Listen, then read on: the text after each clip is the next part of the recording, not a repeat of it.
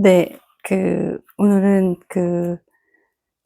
창세기 보면은 우물에 대해서 나오거든요. 네, 우물이 주는 그 내용에 대해서 오늘 말씀을 좀 전하겠습니다. 창세기 21장에 보면 아브라함이 하갈을 내쫓는 그 장면이 나오잖아요. 이스마엘하고 같이 사라가 아브라함의 아들 애굽 여인 하갈의 소생이 이삭을 희롱하는지라 그래가지고 사라가 이제 내쫓으라 그래가지고 이제 나가는데 14절 창세기 21장 14절에 보면 아브라함이 아침에 일찍 일어나 떡과 물 한 가죽 부대를 취하여 하갈의 어깨에 메어주고 그 자식을 이끌고 가게 하매 하갈이 나가서 브엘세바 들에서 방황하더니 가죽 부대에 물이 다 한지라 그 자식을 떨기나무 아래에 두며, 이런 말씀이 나오거든요. 하갈에게는 이제 아브라함에게는 사라와 하갈이라는 아내가 있었잖아요. 물론 이제 사라가 본부인이죠. 그리고 이제 어떻게 하갈을 자식을 얻기 위해서 두게 됐는데, 사라가 이제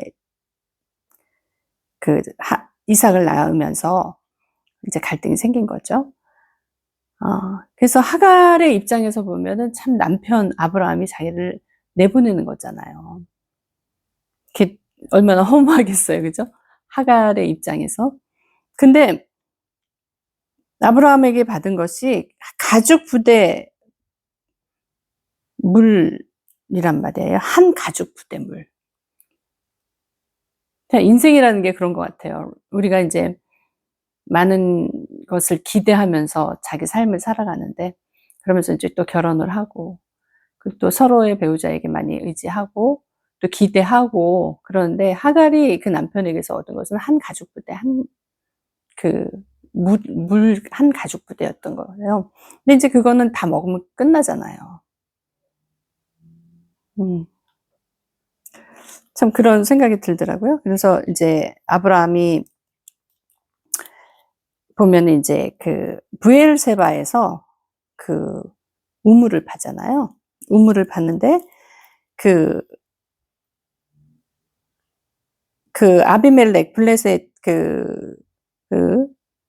왕 아비멜렉하고 이제 언약을 맺어 그 우물을 이제 자기가 취하기 위해서 이제 자꾸 우물이라는 건 구약시대 우물이라는 것은 소유권에 대한 거잖아요. 그 영토에 대한 소유권을 인정하는 건데, 그것을 자기의 소유권을 확실하게 갖기 위해서 암양 새끼 7을 이제 주고 자기의 소유권으로 한단 말이에요. 그래서 이제 그게 브엘세바 우물이 돼요. 근데 브엘세바는 어떤 의미가 있냐면 맹세의 우물이란 뜻이에요. 아니면 7의 우물, 이런 뜻이에요. 7. 근데 아브라함이 우물을 우물을 파서 이것이 내 우물이다, 그것을 증거하기 위해서 암새끼 양 7마리를 주거든요. 근데 브엘세바도 7 우물, 암새끼도 7. 왜 7이라는 글자가 들면서 뭔가를 증표를 딱 하나, 그런 생각이 들더라고요. 7은 이제 완전한 수고, 여기서 7 새끼 암양은 말하자면 우리 구속사적인 어떤 맥락으로 보면 예수 그리스도께서 우리를 위해서 구속하신 그런 또 의미로 또 나중에 발전할 수가 있죠. 그래서 아브라함이 브엘세바 우물을 얻거든요. 근데 이제 야곱의 시대로 가면 야곱으로, 그러니까 아브라함, 이삭, 야곱 이렇게 있잖아요. 이삭도 자기 아버지의 우물을 해서 우물을 파잖아요. 나중에 간대. 근데 블레셋 사람들이 와가지고 막 시기하는 거야. 너무 이삭이 잘 되니까 100배의 축복을 받고 막 너무 번성하니까 시기를 하니까 블레셋 사람들이 시기해서 우물을 막 막아버리는 거예요. 그게 26장에 나오거든요. 그래서 팠던 우물을, 그러니까 블레셋 사람들이 와가지고 우물을 막 막으니까 이삭이 다시 또 우물을 다시 파고, 그죠? 그래서 그 이삭이 처음에 팠던 우물 이름을 에색이라고 하고, 그것은 다툼이라는 뜻이고, 또 두 번째 우물을 파니까 신나라는 이름을 붙이는데, 그것도 다투고 대적한다 이런 뜻이에요. 그리고 또 우물을 또 옮겨서 또 파. 그러니까 르호봇이라는 우물이라는 이름을 붙인단 말이에요. 그것은 장소를 넓게 한다. 그리고 우리가 번성하리라. 그러면서 이삭이 또 그렇게 우물을 지키고, 그러니까 아버지가 파놓은 우물을 이삭이 와서 또 지키고, 그거를 대적이 와가지고 또 막 메꾸고 시기하고 막 그거 못하게 하는. 왜 그래요? 그 사람이 그 안에 거기서 그 우물이라는 것은 생존을 위한 거거든요. 그 당시에 생존을 위한 거고, 그건 어떻게 보면 자기 영토를 주장하는 거예요. 자기의 그 영역을 주장하는 거예요. 그래서 거기서 자기한테 속한 짐승도 가족도 사람도 짐승도 다 거기서 먹는 거잖아요, 물을. 그러니까 그런 것들을 방해하고 그런 것들을 못하게 저지시킴으로 인해서 그 사람의 세력을 죽이는 거죠. 말하자면 굉장히 대적하는 거고, 그 사람의 어떤 생존을 위협하는 정치적인 행동이에요. 그래서 못하게 그냥 막 강제적으로 메어버리고 막 이러잖아요. 그래서 이제 이삭은 그 우물을 지켰어요. 근데 우물의 의미가 뭐였을까요? 그 단지 구약에서는 이게 생존을 위한, 육체의 생존을 위한 것으로 보일 수도 있지만 사실 영적인 의미도 있거든요. 그러니까 구약의 이런 말씀들을 보면 다 우물가에서 이루어지는 일이 많아요. 우물가에서 그 야곱과 리브가 또 만났고, 그죠? 그리고 신약으로 와도 또 우물에서 이루어지는 일이 많아요. 사마리아 여인과 예수님도 거기서 만났고, 그죠? 그러면서 예수님이 거기서 유명한 말씀을 하시잖아요. 예수님께서 요한복음 4장에 가면은 요한복음 4장 10절에 보면, 내가 만일 하나님의 선물과 또 내게 물을 좀 달라 하는 이가 누구인지를 알았다면 내가 그에게 구하였을 것이요 그가 생수를 내게 주었으리라. 예수님이 하신 말씀이죠. 그러면서 이 물을 먹는 자마다 다시 목마르려니와 내가 주는 물을 먹는 자는 영원히 목마르지 아니하리니 나의 주는 물은 그 속에서 영생하도록 솟아나는 샘물이 되리라.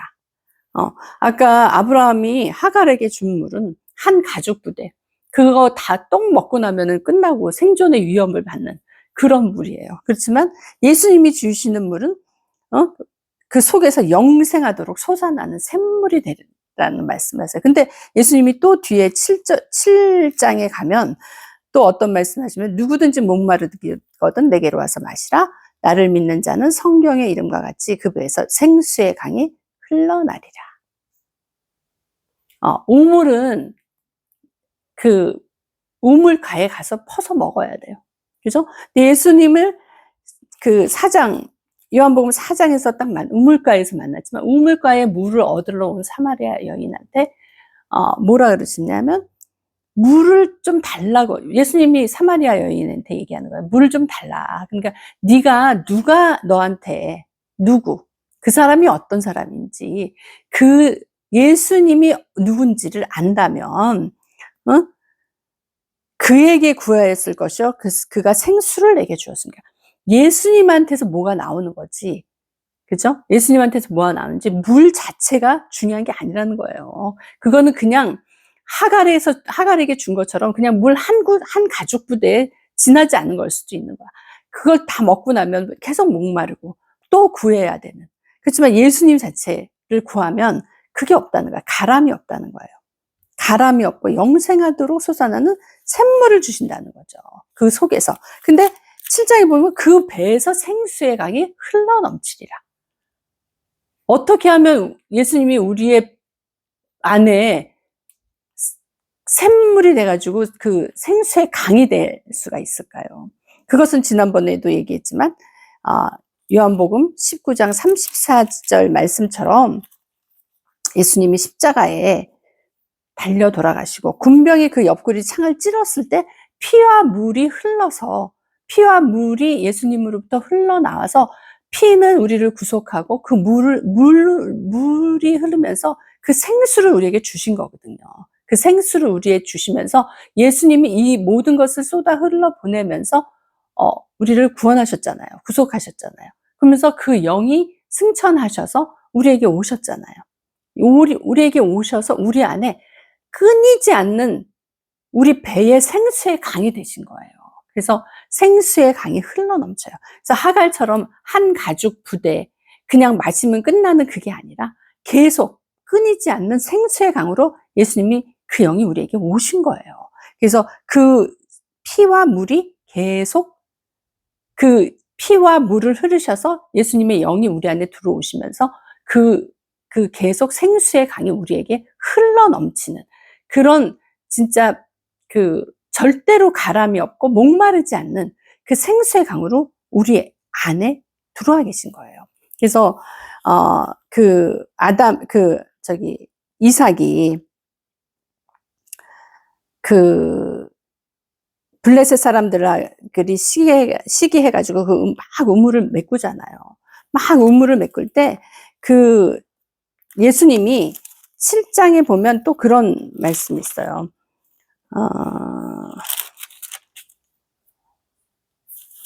7장의 처음 1절에 보면 이후에 예수께서 갈릴리에서 다니시고 유대에서 다니지 아니하심은 유대인들이 죽이려 함이라.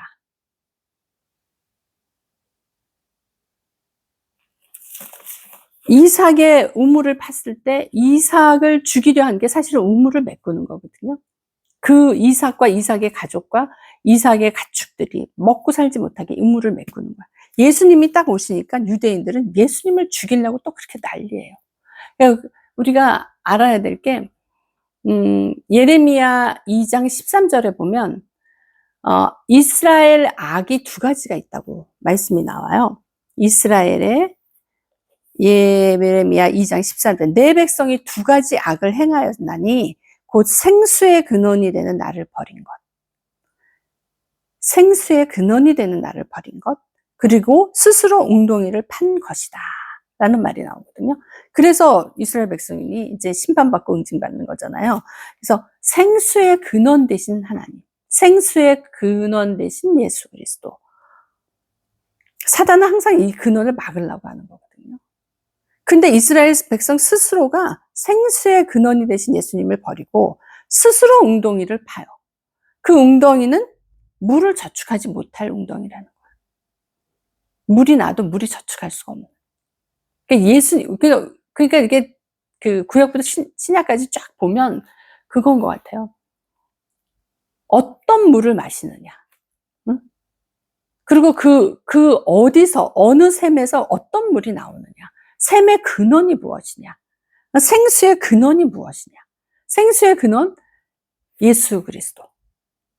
그죠? 그분이 그 생수의 근원, 그 생명, 영원한 생명을 주시기 위해서 우리를 위해서 그 모든 고초를 당하시고 옆구리에 창을 찔려서 물과 피를 쏟으시고 다 주시고 가셨어요. 그래서 그 영으로 오셔서 우리 안에 이제는 생수의 강으로 들어오셔서 계속 넘쳐 흐르면서 영원히 목마르지 않는 그 생수의 강이 내 배에서 흘러넘치게 하신다는 거예요. 그래서 우리가 창세기 1장에 보면은 또 물의 근원, 물에 대해서 나오는 게 궁창 위의 물, 궁창 아래 물 이런 그런 거 있잖아요. 하늘에 속한 물, 땅에 속한 물 이렇게 될까요? 그 궁창 위의 물, 궁창 아래 물. 이 물이라는 것이 주는 그 의미가 상당히 큰 거예요. 그것은 주님 물의 심판도 있었지만 물을 통해서 또 우리를 정결케 하고, 그죠? 물을 통해서 우리를 정결케 하고 결국은 우리에게 생수의 강으로 또 가고. 그러니까 하나님은 우리에게 여러 가지 이런 그 사건 사고들을 통해서 그리고 또 이 구원의 사건들을 통해서 말씀하시고 그 안에서 막 어떤 사고가 일어나면 또 거기서 또 수습하고 거기서 또 깨끗하게 하고 그 안에서 또 우리를 살리기 위해서 예수 그리스도를 보내시고 예수 그리스도가 또 죽고 우리를 위해서 또 계속하시고 그러면서 그 물과 피를 다 쏟으시면서 또 우리를 살리시고 그러면서도 또 우리 안에 들어오셔서 그 생수의 강으로 우리 이 내면에서 계속 그 생수의 강이 흘러나도록 그렇게 하셨단 말이에요. 그러니까 이 구약에서 했던 것들은 물론 육체적인 거, 그 당시의 생활 이런 모습들로 해가지고 하지만 다 상징적인 그 의미가 있는 거죠. 왜 그렇게 우물을 팔라고 하고 그 말씀을 왜 굳이 여기서 이렇게 적었나. 그 우물을 판다는 거는 그 생명의 샘을 판다는 거는 우리에게 육체적인 것뿐만이 아니라 영적으로도 너무나 중요한 거죠. 우리가 지금 그 생수, 나의 영혼의 가람을 씻어줄 그 생수를 내가 지금 공급받고 있느냐. 굉장히 중요한 문제고, 주님은 그거를 계속 일관성 있게 말씀을 하시는 거예요. 그리고 그분 자체가 영원히 목마르지 않은 생수로 우리에게 오신 거예요.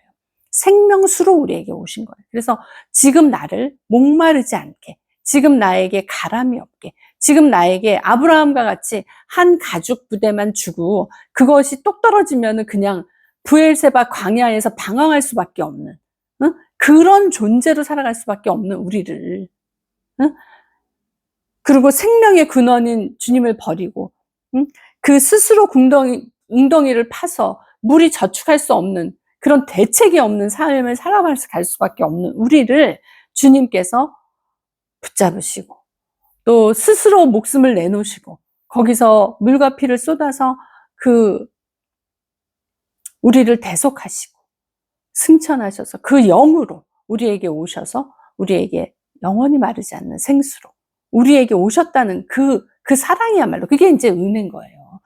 여기 그 말씀에 보면은 내가 주는 물을 먹는 자는 영원히 목마르지 아니하리니. 근데 우리가 보통 이 말씀 딱 들을 때 그 물에 집중을 하거든요. 이 구절을 읽을 때 내가 주는 물을 먹는 자는 영원히 목마르지 아니하리니 나의 주는 물은 그 속에서 영생하도록 솟아나는 샘물이 되리라. 물에 집중하는데 저는 그 말씀을 읽는데 내가 주는 여기에 집중하게 되는 거예요. 내가 주는 물. 물은 물인데 어떤 물이냐? 내가 주는 물. 뒤에 또 나와요. 나의 주는 물. 주체가 뭐예요? 주어가 누구예요? 내가 주는 물. 예수 그리스도. 예수님이 주는 물. 예수 그리스도가 우리에게 주는 물. 그냥 물이 아니에요. 예수님이 줘야지만 그게 목마르지 않는 거예요. 예수님이 주신 물이어야지만 영생하는 물이 되는 거예요. 영생하도록 솟아나는 샘물이 되게 하는 거예요. 우리가 이렇게 보면, 이 말씀을 이렇게 보면은, 결국은 누가 했느냐. 여기 그 10절에도 그래요. 물을 좀 달라 하는 이가 누구인지. 그러니까 누가, 그 주체가 되는 누가, 그것이 중요한 거예요. 예수님이 주는 물, 예수님이 하신 일, 예수님이 말씀하신 거, 그 말씀하신 것을 그대로 이루신 거. 그러니까 그분이 하신 거를 우리가 받는 거예요. 그리고 그분의 은혜를 받는 거지.